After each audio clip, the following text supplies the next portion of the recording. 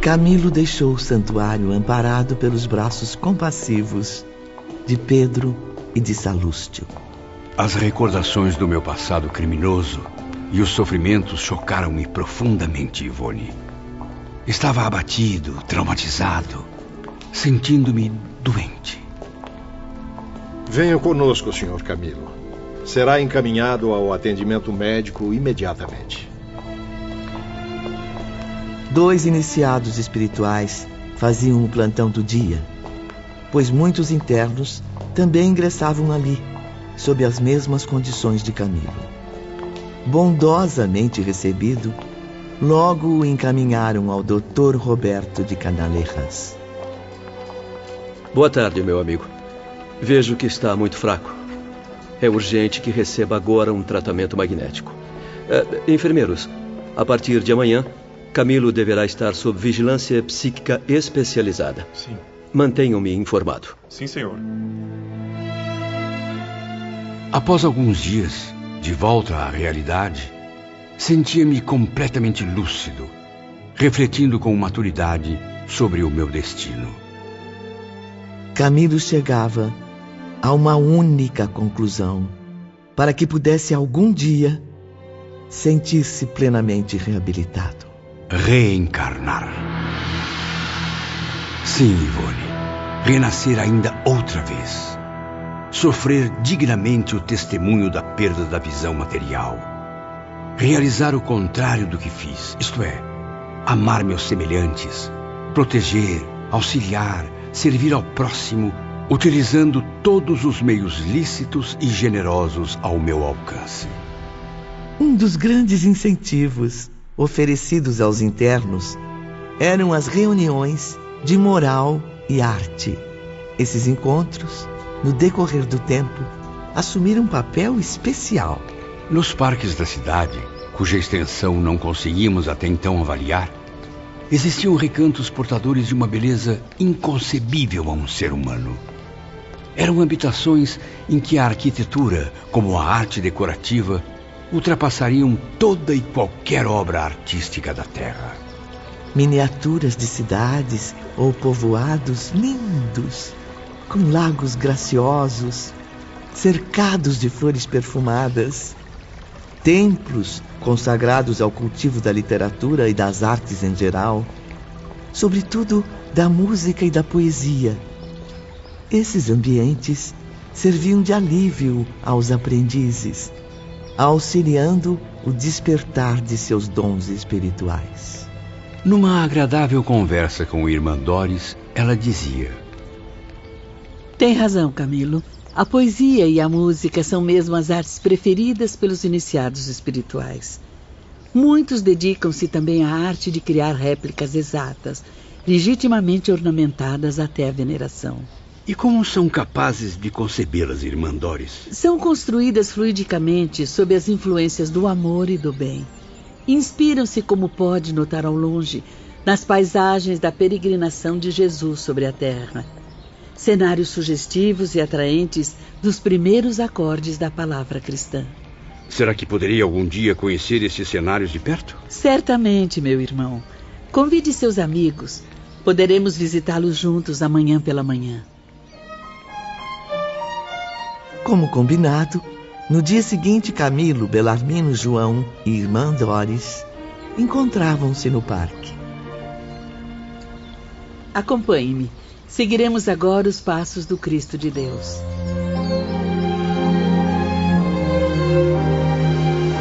Mas que grata satisfação caminhar ao longo do lago de Genezaré, de Tiberíades e de outros locais tão sagrados e consagrados.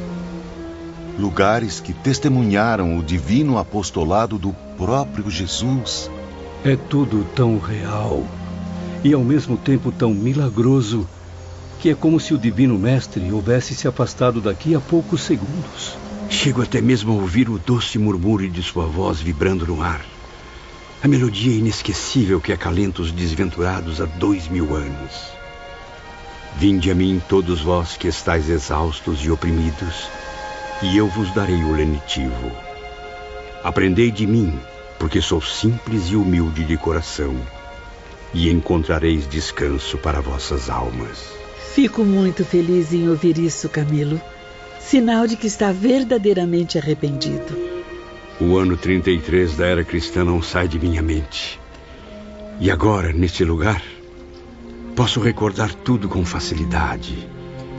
Quando, com o madeiro ao ombro, paciente, humilde, resignado, corajoso, o Messias galgava a encosta rumando ao Calvário, enquanto eu berrava diabolicamente exigindo o seu suplício. Venham, meus caros, visitemos outras paisagens. Reparem que à entrada de cada um desses locais há o distintivo da Legião dos Servos de Maria, além do nome das servidoras que os imaginaram e realizaram. E qual seria a razão disso, irmã Doris? Esqueceu-se, João, de que tudo isso é realizado pela mente feminina do nosso instituto? Horas depois, Belarmino conversava com a jovem Rita. Ah, como as reuniões artísticas iluminam meu espírito. É impossível não me envolver, não absorver ao menos um aprendizado, um exemplo memorável. Sim, professor. E sempre haverá exemplos de lutas, vitórias e reabilitações. Tudo magistralmente ensinado por seus mestres e mentores espirituais. Ou pelas caravanas visitantes que descem até nós, para contribuir com nosso conforto e progresso. Porém, minha jovem, e quanto a você, as próprias damas da vigilância, ou até mesmo outras figuras destacadas de nossa colônia, por acaso também não viveram dramas intensos? Não haverão de nos esclarecer algum dia com os próprios exemplos? Belarmino estava certo. Meses depois, obtivemos permissão para conhecer outras histórias comoventes, até então mantidas em segredo. Era o irmão Teócrito quem nos informava. Os dramas que conhecerão em breve, meus filhos, servirão como exemplo e advertência, muitos até como modelo a ser imitado. E eles não são mais do que a narrativa que esses nobres espíritos farão das lutas experimentadas para o progresso. Estamos desde já muito honrados com mais esse privilégio, irmão Teócrito.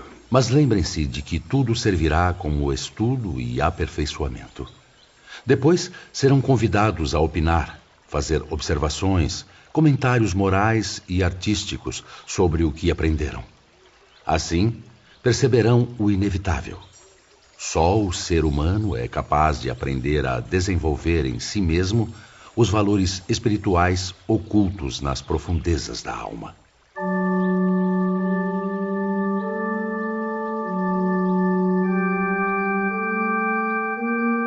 E, finalmente, chegava a vez das bondosas vigilantes apresentarem o fruto de suas meditações, de sua sensibilidade voltada para os ideais superiores.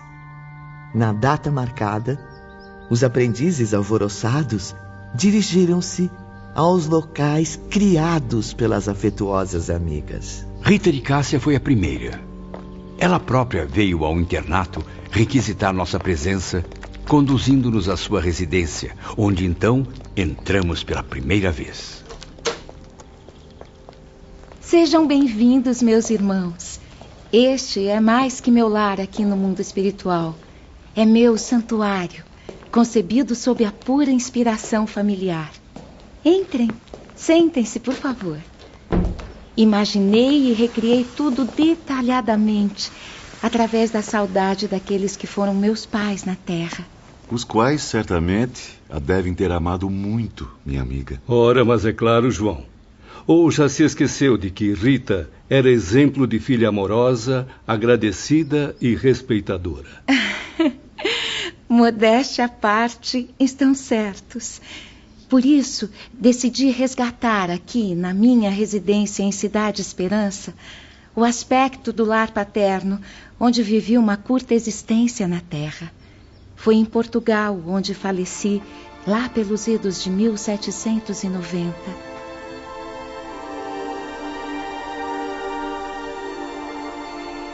Entardecia suavemente. a jovem Rita recepcionava um pequeno número de convidados naquela tarde.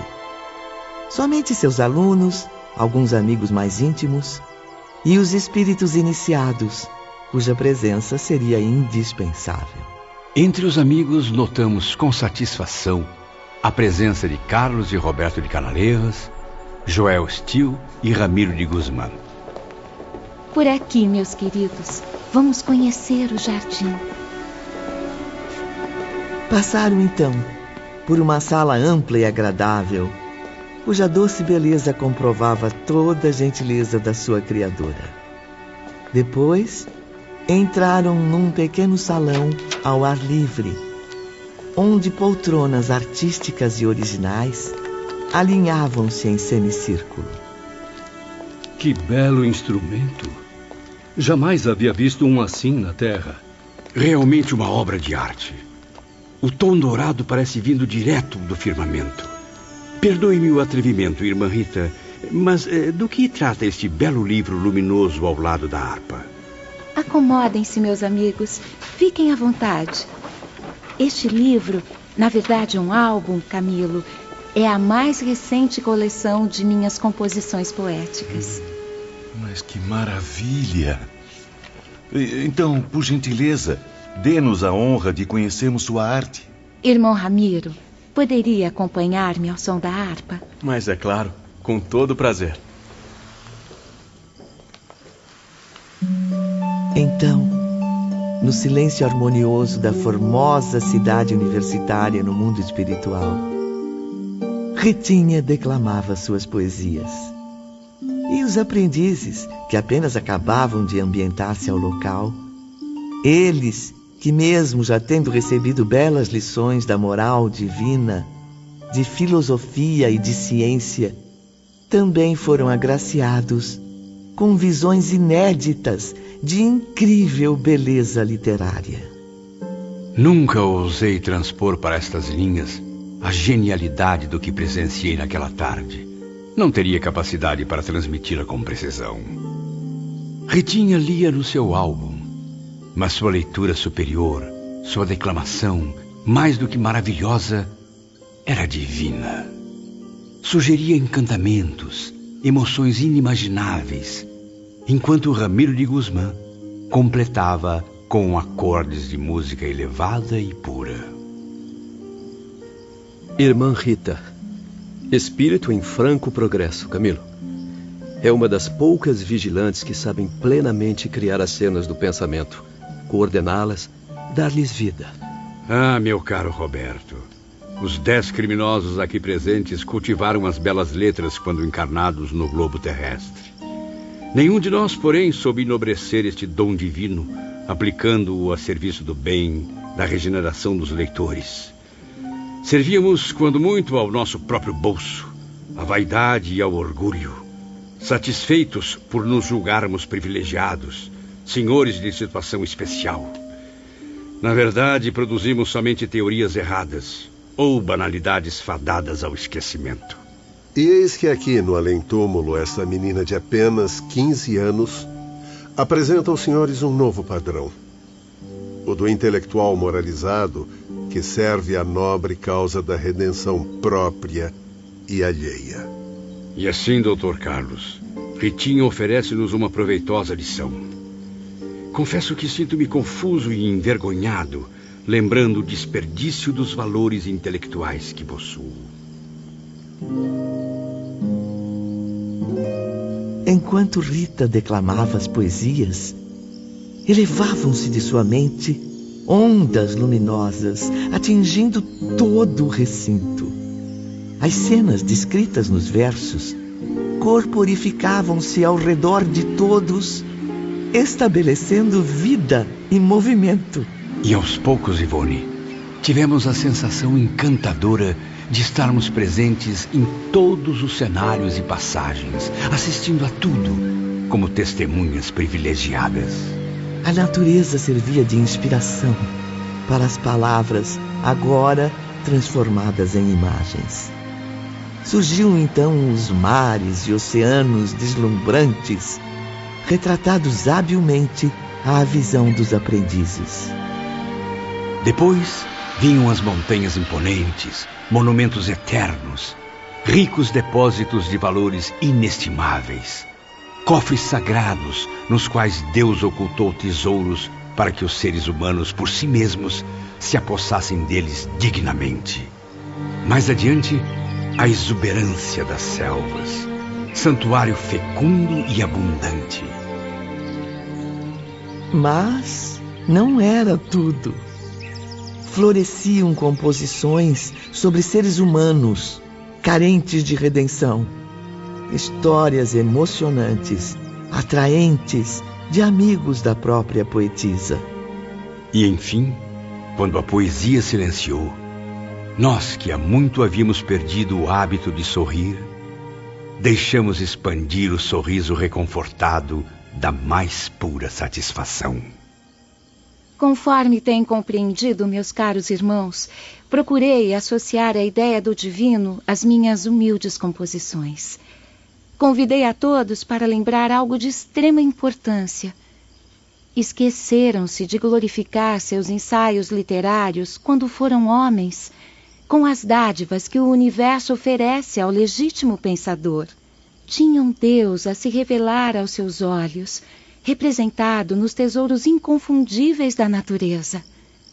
Poderiam glorificá-lo auxiliando a outros menos esclarecidos a encontrar também o pensamento divino, mas preferiram o negativismo destruidor, análises impertinentes, conceitos puramente materiais, porque não foram capazes de edificar sequer a si próprios. O que apresentei nesta tarde, vocês receberam como a mais elevada expressão literária que poderiam conceber. Saibam, no entanto, que para nós é só o ponto inicial, simples abecedário de conhecimentos artísticos, pois sou apenas uma aprendiz humilde e ainda cambaleante da ciência universal.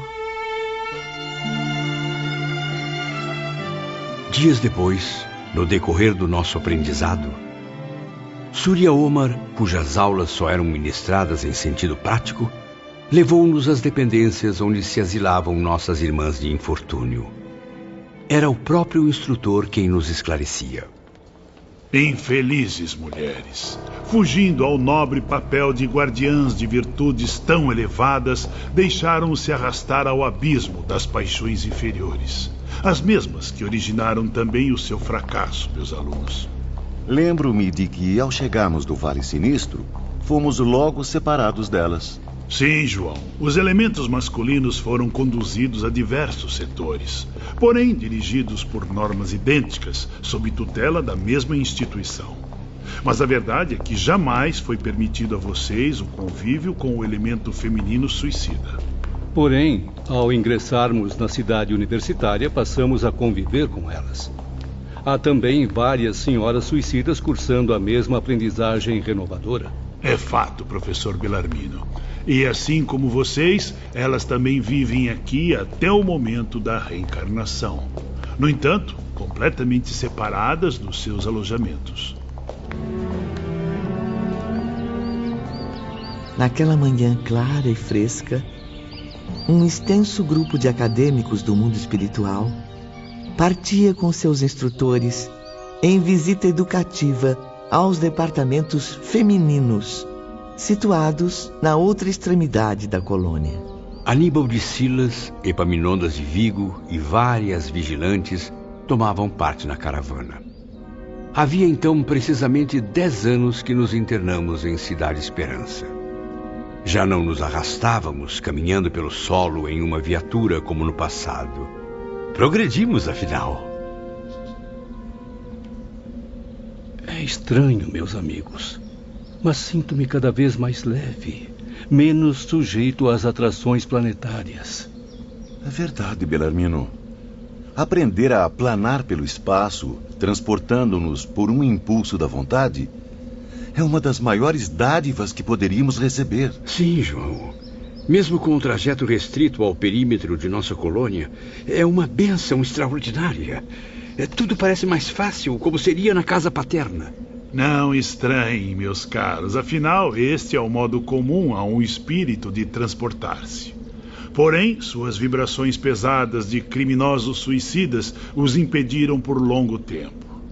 Vamos, meus filhos, caminhemos aos departamentos hospitalares. De lá partiremos aos grupamentos da colônia correcional. Momentos depois, ao ingressarem surpresos no departamento hospitalar feminino, a semelhança é impressionante. Parece que estamos nos mesmos alojamentos que nos abrigaram. E não é só isso, irmão Camilo. Aqui existem as mesmas filiais, tais como o isolamento e o manicômio. Além disso, há características idênticas às de vocês no estado moral e mental das internas. Suponho, então, que a direção é a mesma dos anexos masculinos. Isto é, Teócrito como chefe-geral dos hospitais, irmão João à frente do manicômio, Padre Miguel nos serviços do isolamento e Padre Anselmo na torre. Está enganado, professor Bellarmino. Tais cargos elevados, assim como os dos funcionários internos, já não são os mesmos dos setores masculinos. Aqui são ocupados por nossas irmãs, cujos méritos nada ficam a dever aos nobres dirigentes. Com o tempo, quanto mais estudávamos as existências daquelas pobres almas, confirmávamos uma verdade irrefutável. O espírito, reencarnado muitas vezes para missões femininas, adquire com maior eficiência as virtudes redentoras. E isso o engrandece moralmente em menos tempo. Comprovaram também outro fato inesquecível. As funcionárias das aldeias femininas possuíam qualidades morais e espirituais bem mais elevadas do que as dos doutores de Canalejas, Joel Steele, irmão Ambrósio e muitos outros. A equipe clínica, como podem notar, é a única representante de atividades masculinas a exercer tarefas aqui. Ainda assim, eles são sempre discretos, apenas percebidos nos curtos minutos em que operam. Venham, precisam conhecer um espírito muito especial. Atendendo ao pedido de irmão Teócrito, Aníbal conduziu os visitantes ao gabinete da vice-diretoria feminina. Boa tarde, meus amigos. Boa tarde. Sou Hortência de Queluz. Fico muito feliz em receber a todos em nossas instalações. Hortência aparentava 30 anos de idade e irradiava uma singular beleza fisionômica. Era um espírito em equilíbrio, com os pensamentos eternamente voltados ao bem. Junto a ela, a presença confortadora de Irmã Doris. Encaminharei os amigos primeiramente, conforme orientação de seus instrutores, a um dos mais trágicos alojamentos do nosso instituto. Ali testemunharão cenas impressionantes, efeitos inesperados em torno de nossas infelizes irmãs delinquentes. Será oportuno recordar, meus irmãos, outro fato angustiante. A mulher, em sua grande maioria na Terra, ainda não chegou a compreender o verdadeiro motivo pelo qual reencarna como mulher. Habituado a tratamento e julgamento inferior através dos séculos, o elemento feminino acabou por acomodar-se à inferioridade, sem ânimo para elevar-se da desonra que suporta. Tanto nos dias atuais como no passado, a mulher vive em prol do elemento masculino, inferiorizando-se, descrendo dos ideais redentores, e diminui-se mais ainda quando julga equiparar-se ao homem, por imitar suas ações com as paixões e atos desonrosos. Irmã Doris está certa. Daí as desgraças que vêm sobrecarregando a mulher. Observem então com os seus próprios olhos. Seus instrutores saberão o que apresentar para a lição do dia. Em seguida, chegavam ao manicômio. Sejam bem-vindos. Sou Vicência de Guzmán, irmã de Ramiro. Respondo hoje pelo expediente na ausência de irmão João. Pois muito bem, estão agora entregues à bondade de irmã Vicência. Ela foi autorizada a conduzir os senhores a outros recintos, sobretudo os interditados às visitas comuns. Irmã Doris ainda permanecerá em sua companhia. Boa tarde e boa sorte, meus amigos. Boa tarde. Obrigado. Amável e delicada, a jovem religiosa levou-nos a um pátio de enormes dimensões, pitoresco e agradável, para o qual estendiam-se numerosas janelas. Qual a razão das grades nas janelas, irmã Vicência? Ali estão as câmaras secretas, João. Ou melhor, as celas individuais onde se debatem espíritos de mulheres suicidas.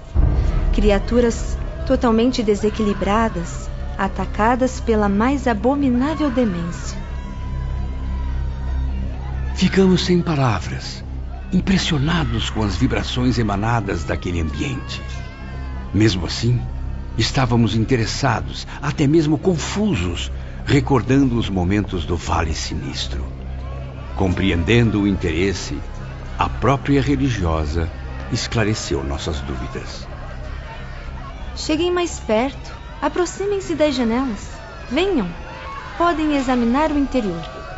São as suicidas que apresentam maior grau de responsabilidade no crime e que por isso mesmo carregam maior tendência de prejuízos para o futuro. Elas enfrentam situações cruéis através do tempo, que requisitarão séculos e séculos para serem curadas. Estas infelizes, meus caros irmãos, deixaram-se escravizar por complexos sinistros, os quais se desdobram em sequências desastrosas.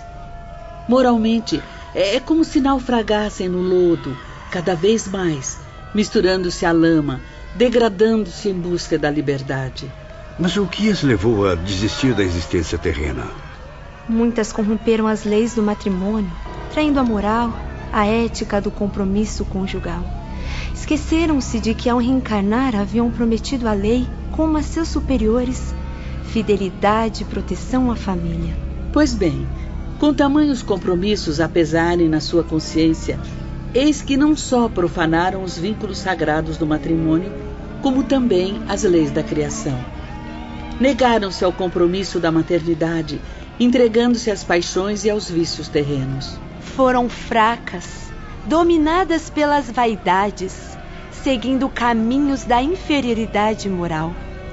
Abortaram, expulsando das próprias entranhas os corpos em gestação, envoltórios de pobres espíritos que tinham compromissos a desempenhar ao seu lado.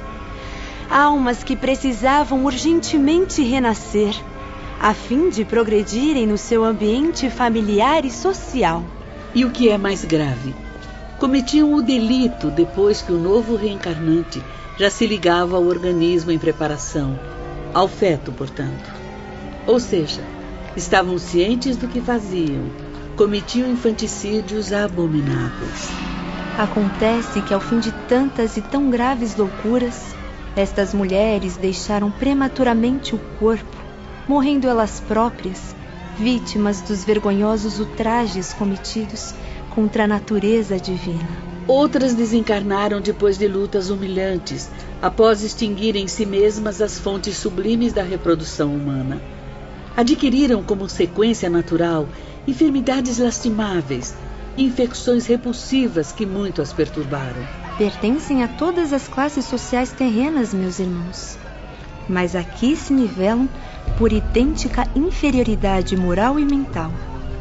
Das classes elevadas, porém, ocorre o maior contingente. Pobres almas sofrerão estágios nos mundos inferiores por 2 ou 3 séculos. E até mais. Aproximem-se, meus alunos. Não permitam que o temor e a comoção atrapalhem o aprendizado. Olhem bem para estas tristes figuras. Oh, Senhor Deus misericordioso! Como podem existir tais monstruosidades sob a luz sagrada do universo que criaste? Que formas repugnantes se apresentaram, então, diante de nossos olhos de espíritos em busca da redenção? Como poderia a mulher, criatura iluminada e linda, rodeada de encantos, humilhar-se tanto moralmente para chegar a resultados tão deploráveis. O que víamos então ali seria mulher ou por acaso um monstro primitivo?